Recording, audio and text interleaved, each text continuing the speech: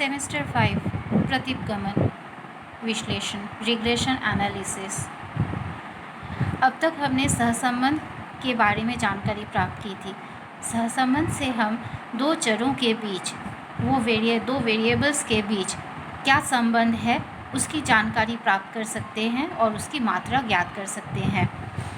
पर यह प्रतिगमन विश्लेषण में हम यह जानकारी प्राप्त कर सकते हैं कि सहसंबंधित चरों के बीच कौन से चर का मान बदलने से दूसरे चर पर किस प्रकार का प्रभाव पड़ता है। सहसंबंध में हम ये जान सकते थे कि दोनों के बीच में संबंध है या नहीं, या कितनी मात्रा में संबंध है। पर प्रतिगमन विश्लेषण यह विश्लेषण है जो हमें ये बताता है कि ये संबंध किस प्रकार का है, एक चर के बदलने पर दूसरे चर पर किस प्रकार का प्रभाव पड़ता है। What will be the effect on another variable when one variable is changed। तो ये हमें पता चलता है।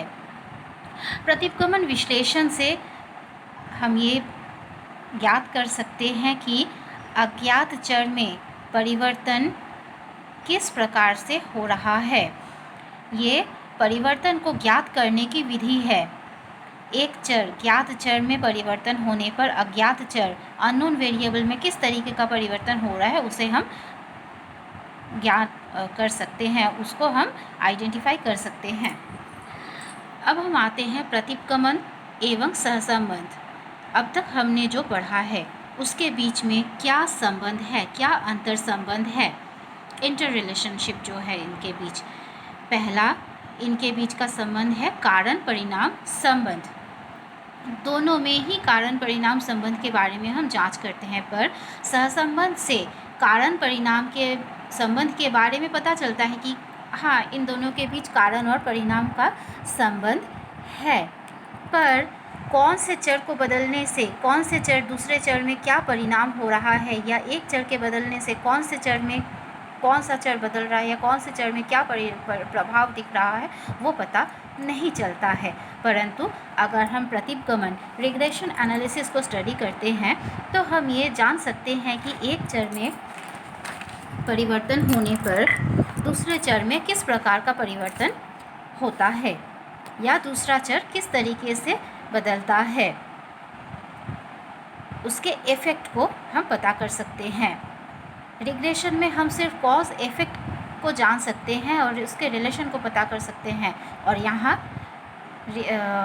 कोरिलेशन में हम ये कॉज इफ़ेक्ट को पता कर सकते हैं, और रिग्रेशन में कॉज इफ़ेक्ट के साथ हम ये भी पता कर सकते हैं कि किसके परिणाम बदलने के कारण से दूसरे चर में कौन सा प्रभाव हो रहा है।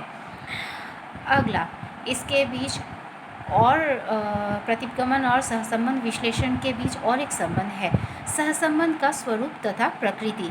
सहसंबंध में जब हम स्टडी करते हैं उसमें हम ज्ञात करते हैं तो दो चरों के बीच संबंध की मात्रा का ज्ञान हमें होता है।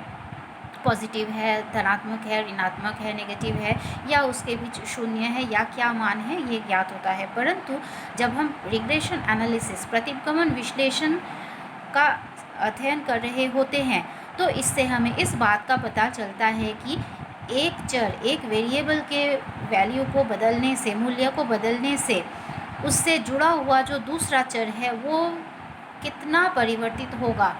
जैसे हम ये पता कर सकते हैं कि बारिश की मात्रा अगर वृद्धि हो रही है या बारिश की मात्रा में कमी हो रही है तो अनाज के उत्पादन में कितना परिवर्तन हो सकता है, इस तरीके के परिवर्तन। तो इस तरीके से हम परिवर्तनों की प्रकृति और परिवर्तनों की मात्रा की माप कर सकते हैं। अब हम आते हैं प्रतिगमन की महत्व के बारे में। प्रतिगमन का महत्व, इम्पोर्टेंस, इसका क्या प्रयोग हो सकता है। प्रतिगमन का प्रयोग, प्रतिगमन बहुत सारे अनुमानों में जो भविष्य के लिए अनुमान है, भविष्यवाणी है, फोरकास्टिंग है, उसमें मदद करती है। हम इसमें अनुमान लगा सकते हैं कि क्या हो सकता है या किस तरीके का परिवर्तन उसमें रिफ्लेक्ट हो सकता है, हम उसमें देख पाएंगे। इसका महत्व है रिग्रेशन एनालिसिस का, प्रतिगमन विश्लेषण का। पहला, ये बिक्री के अनुमान को ज्ञात करने में मदद करता है। बिक्री कितनी होगी, बिक्री का फोरकास्ट क्या होगा, परिस्थिति इस प्रकार की है तो उसका प्रभाव बिक्री पर क्या होगा। तो इस तरीके के भविष्य के अनुमानों को हम रिग्रेशन एनालिसिस या प्रतिगमन विश्लेषण के द्वारा पता कर सकते हैं। दूसरा इसका क्या यूटिलाइजेशन है, महत्व है। दूसरा है वस्तु की सूची या मात्रा को समझने में उसका लेवल क्या है। वस्तु इन्वेंटरी जो हमारा स्टॉक है उसकी मात्रा को समझने में भी ये हमें मदद करता है। हम इससे फोरकास्ट या अनुमान लगा सकते हैं कि मात्रा अभी इतनी है तो परिस्थिति के बदलने के साथ वो कितनी हो सकती है या उस इन्वेंटरी या स्टॉक में कितना परिवर्तन हो सकता है। अगला इसका महत्व है मांग तथा पूर्ति को समझने में। मांग का प्रभाव पूर्ति पर दिखता है और पूर्ति का प्रभाव भी मांग पर दिखता है। तो हम मांग और पूर्ति को समझने में प्रतिगमन विश्लेषण का सहायता ले सकते हैं, इसकी सहायता ले सकते हैं। ये मांग और पूर्ति को समझने में हमें मदद करता है। मांग और पूर्ति में परिवर्तन होने पर एक के परिवर्तन से दूसरे पर क्या प्रभाव होगा, इसे हम इससे कैलकुलेट करके आंक सकते हैं। चौथा, ये विभिन्न चरों के बीच जो प्रभाव है, एक चर दूसरे चर को प्रभावित करते हैं। तो विभिन्न चर एक दूसरे पर किस प्रकार का प्रभाव डालते हैं और वो मात्रा कितनी होगी या कितना उसका क्वांटिटी रहेगा या कितना प्रभाव है, उस प्रभाव की मात्रा को, उसके माप को हम इसमें माप सकते हैं। तो विभिन्न चरों के बीच जो प्रभाव हैं, एक दूसरे पर क्या प्रभाव डालते हैं, वो भी हम प्रतिगमन विश्लेषण के द्वारा पता कर सकते हैं। अब हम आते हैं प्रतिगमन के प्रकार पर। प्रतिगमन के प्रकार हैं, पहला रेखीय और वक्र रेखीय प्रतिगमन। रेखीय मतलब स्ट्रेट लाइन, लीनियर। वक्र रेखीय मतलब कर्वी लीनियर, वो सीधी रेखा नहीं होगी। जब हम प्रतिगमन का अध्ययन कर रहे होते हैं तो मान लेते हैं कि दो चर हैं, x एंड y, x तथा y दो चर हैं। अब दो चरों के बीच हम प्रतिगमन का अध्ययन करते हैं तो हम ये पाते हैं कि x तथा y दो चरों के बीच जब हम प्रतिगमन का अध्ययन करते हैं तो उससे कुछ बिंदुएं प्राप्त होती हैं।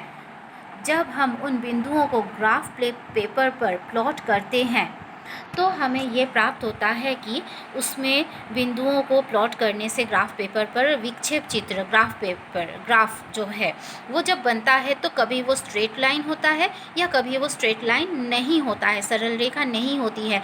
अगर हम रिग्रेशन या प्रतिगमन से प्राप्त बिंदुओं को ग्राफ पेपर पर अंकित कर रहे हैं, उससे हमें स्ट्रेट लाइन, सीधी रेखा का ग्राफ प्राप्त हो रहा है, तो that will be linear regression, वो रेखीय प्रतिगमन कहलाएगा।